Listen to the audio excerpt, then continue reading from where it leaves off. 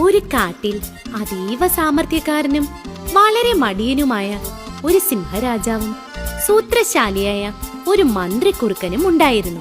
ഒരു ദിവസം, എടോ മന്ത്രി, ഓ അടിയൻ. എടോ, ഈയിടെയായി തനിക്ക് എന്റെ കാര്യത്തിൽ ഒരു ശ്രദ്ധയുമില്ല. അതെന്താ പ്രഭു അങ്ങനെ പറഞ്ഞത്? എടോ, താൻ എന്റെ ആരോഗ്യം ശ്രദ്ധിച്ചോ? പഴയതുപോലെ ഒന്നിനും വയ്യടോ.